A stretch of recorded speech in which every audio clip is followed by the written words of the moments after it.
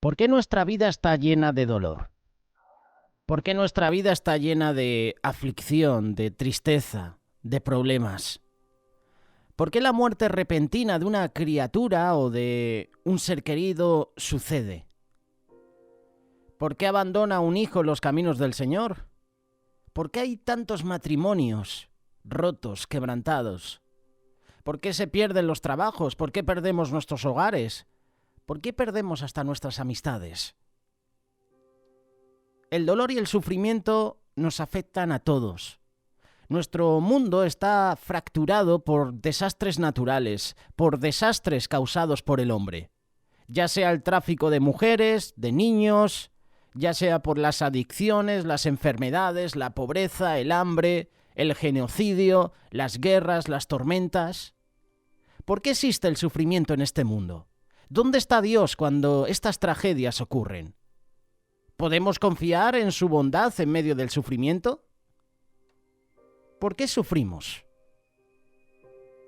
Algunos culpan a Dios diciendo que Él realmente no puede prevenir nuestro dolor, o peor aún, que a Él no le importa lo que está pasando. Otros dicen que el sufrimiento es causado por el diablo, que nuestro dolor es el resultado de su obra macabra. Otros dicen que no hay respuesta, que no hay a quien echarle la culpa. Otros dicen que venimos de una explosión cósmica, del famoso Big Bang. Otros dicen que descendemos del mono, pero luego echan la culpa a Dios. Vaya contradicción, ¿eh?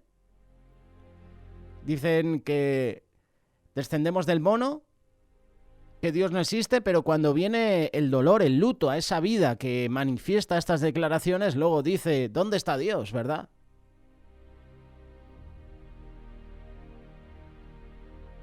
La Biblia nos da una historia muy diferente.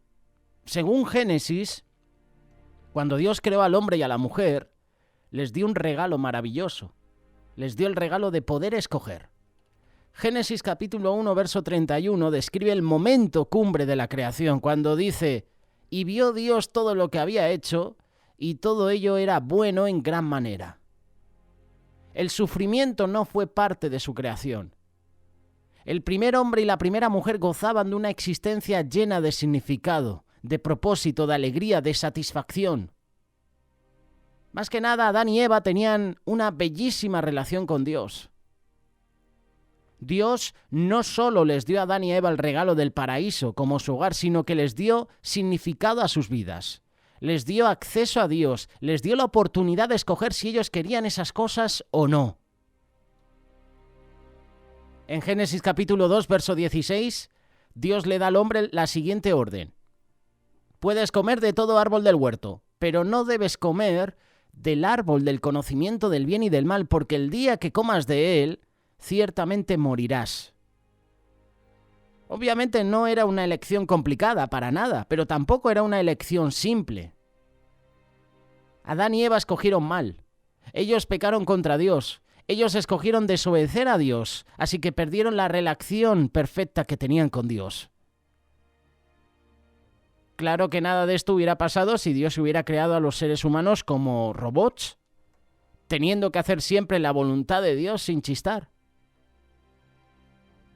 Pero en vez de eso, el Creador les dio el don de escoger su propio camino. Ellos podían elegir. Ellos podían elegir comer o no comer de la fruta. Dios les explicó claramente cuáles serían las consecuencias y, sin embargo, ellos escogieron vivir sus vidas por sus propias reglas. Ellos escogieron su propio camino. Génesis capítulo 3, verso 16 dice, a la mujer le aumentarán en gran manera los dolores cuando des a luz a tus hijos. Tu deseo te llevará a tu marido y él te dominará. Al hombre le dijo, puesto que accediste a lo que te dijo tu mujer y comiste del árbol del que te ordené que no comieras, maldita será la tierra por tu causa. Con dolor comerás de ella todos los días de tu vida. Te producirá espinos y cardos y comerás hierbas del campo. Comerás el pan con el sudor de tu frente hasta que vuelvas a la tierra, pues de ellas fuiste tomado, porque polvo eres y al polvo volverás. Se acabó lo bueno para Adán y Eva. por cada acción que tú y yo cometemos hay una reacción. Hoy en día el mundo está sufriendo las consecuencias de esa lección. Adán y Eva no solo fueron los primeros en introducir el pecado y el sufrimiento al mundo, sino que ellos fueron los primeros en sentir sus consecuencias. Esas consecuencias ocurrieron en áreas críticas de su vida. Primero el sufrimiento fue introducido en la creación, ahora el trabajo sería duro. El trabajo que originalmente les había dado tanta satisfacción, ahora sería duro, sería arduo. Ahora, en vez de gozar del fruto abundante de su trabajo, Adán tendría que luchar contra los elementos de la creación que había sido influencia por la maldición. Ahora mismo el duro trabajo sigue existiendo desde ese entonces. Ese es el primer punto. El segundo punto es que la relación entre el hombre y la mujer fue afectada. Su sentido de inocencia fue reemplazado por la vergüenza. La cooperación mutua entre el hombre y la mujer se volvería en dominación, en tensión. Y esto lo estamos viendo hoy en día. Rechazos, maltratos, agresiones. Para Eva, la alegría de la maternidad, que estaba destinada a llenar el mundo con más seres humanos creados a la imagen de Dios, ahora estaría marcado por los dolores de parto. Al final de las cuentas, la relación más dañada fue la relación del hombre y la mujer con Dios. La comunión perfecta se había perdido, se había roto. La elección de desobedecer a Dios creó una brecha entre el Creador y la gente que Él había creado a su imagen. La vida que el Creador había soplado en el hombre eventualmente se extinguiría. Tal vez no inmediatamente, pero sí inevitablemente. No solo en Adán y Eva, sino también en todo ser humano desde ese momento. Todos nosotros cargamos el peso de las malas elecciones que Adán y Eva hicieron. Elecciones que tienen consecuencias, hay que ser sinceros, tienen consecuencias. Y en nuestras vidas nosotros también podemos elegir. Esas elecciones muchas veces pueden herir a otros. Caín y Abel, sus hijos, los hijos de Adán y Eva, son un buen ejemplo de esto. En su historia vemos a estos dos primeros hermanos cuyo conflicto y rivalidad terminaría en asesinato.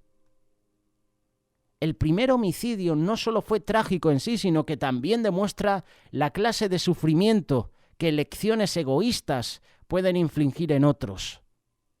A lo que la humanidad se propagaba a través del mundo creado por Dios, las traiciones, la violencia, el abuso, la guerra, se iba propagando también. ¿Dónde está Dios cuando duele? ¿Te has hecho alguna vez esta pregunta? Seguro que sí. ¿Dónde estás, Dios, cuando me pasan estas cosas malas? ¿Dónde está Dios cuando duele? La elección de Adán y Eva nos ha dado un mundo donde el sufrimiento es lo normal, no es la excepción. A nuestro Creador le duele cuando sufrimos. A decir verdad, Dios eligió sufrir Él mismo por nosotros. Por eso nos prometió un Salvador. ¿Sabes quién es ese Salvador? ¿Sabes quién es? ¿Le conoces? ¿Dónde está Dios? Muchas veces cuando sufrimos nos preguntamos acerca del carácter y la naturaleza de Dios. ¿Qué clase de Dios es ese? ¿Dónde está Él cuando sufres? Cuando tienes problemas, ¿dónde está Dios? Y seguimos con el ejemplo de Adán y Eva. Cuando Adán y Eva eligieron pecar, nos dejaron un mundo donde el sufrimiento es más bien lo normal. No es la excepción. Dios sabe lo que es sufrir. Nosotros podemos confiar en Él en medio de nuestro sufrimiento. Tú cuando lees la Biblia, lees historias del sufrimiento humano. Y esas historias suenan modernas. Por ejemplo, los titulares de los periódicos de hoy en día. En medio de estas historias de dolor y angustia tenemos una promesa. Tenemos una promesa de que Dios responderá a nuestro sufrimiento. El costo de convertir el sufrimiento en algo bueno y bello nunca podrá ser apagado por ninguna de nosotros. Nosotros quedamos descalificados cuando elegimos alejarnos de Dios. El profeta Isaías habló acerca de un Salvador. Habló de un Redentor que vendría. Y cuando Él viniera, nos rescataría del sufrimiento de nuestro mundo quebrantado. Él proveería ese rescate de una forma increíble, experimentando el sufrimiento Él mismo por nosotros. Por eso Isaías 53:3 nos cuenta la historia de lo que nuestro Redentor tendría que sufrir para pagar la multa por nuestro pecado. Una multa que tú y yo no podíamos pagar. Será despreciado y desechado por la humanidad entera. Será el hombre más sufrido, el más experimentado en el sufrimiento, y nosotros no le daremos la cara. Será menospreciado, no lo apreciaremos. Con todo, Él llevará sobre sí nuestros males y sufrirá nuestros dolores mientras nosotros creeremos que Dios lo ha azotado, lo ha herido y lo ha humillado. Pero Él será herido por nuestros pecados, molido por nuestras rebeliones. Sobre Él vendrá el castigo de nuestra paz y por su llaga seremos sanados. Todos perderemos el rumbo como ovejas y cada uno tomará su propio camino, pero el Señor descargará sobre Él todo el peso de nuestros pecados. Se verá angustiado y afligido, pero jamás emitirá una queja. Será llevado al matadero como un cordero y como oveja delante de sus trasquiladores, se callará y no abrirá su boca. ¿Has notado la intensidad de las palabras de Isaías? Intensidad que describe el sufrimiento de Jesús.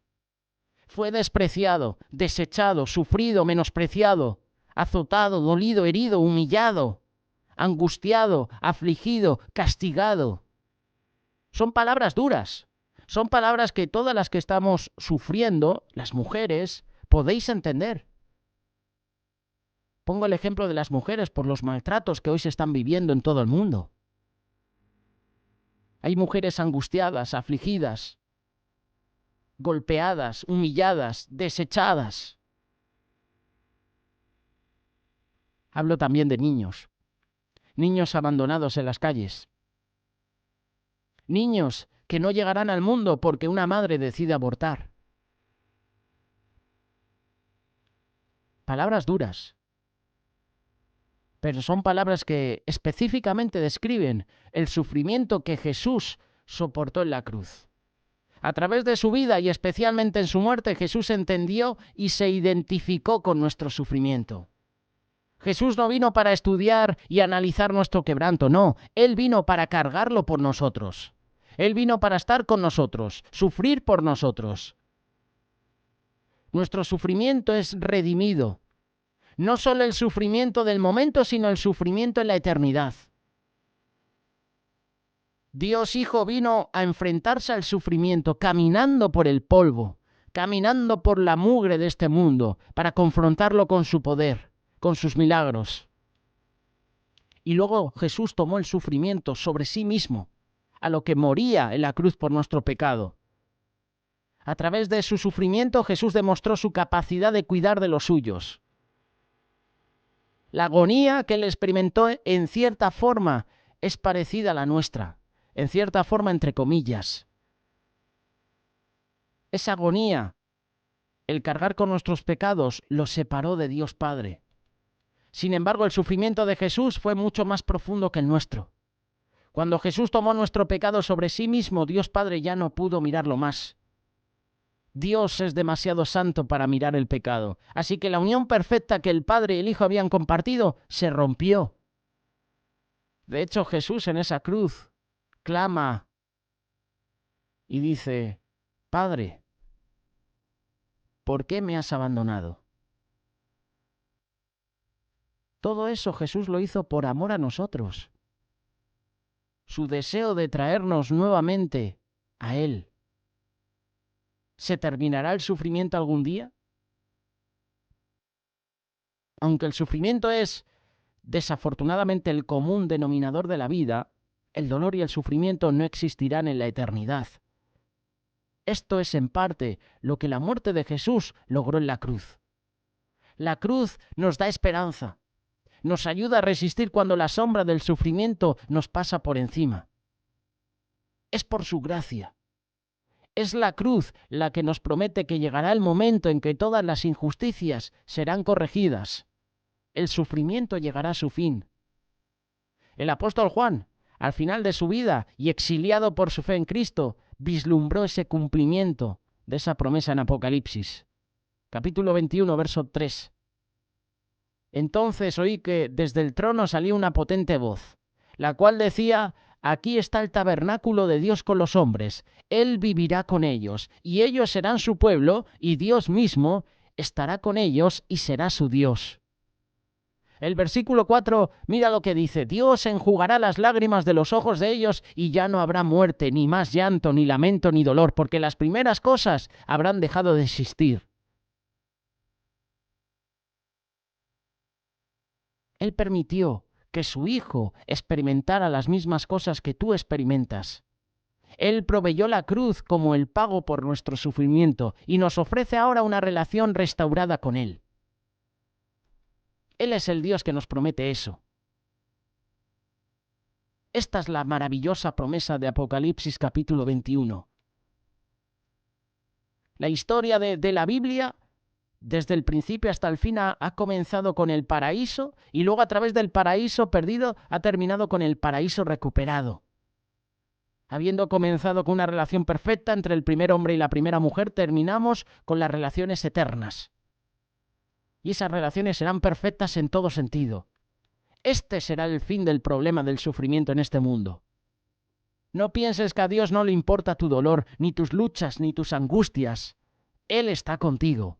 En medio de tu sufrimiento, Él te acompaña. En la presencia de Dios vas a encontrar paz. Por eso te digo ahora, busca a Dios. Búscale de todo corazón. Clama a mí y yo te responderé. ¿Estás dispuesto a buscar a Dios? ¿Estás dispuesto? La decisión es tuya.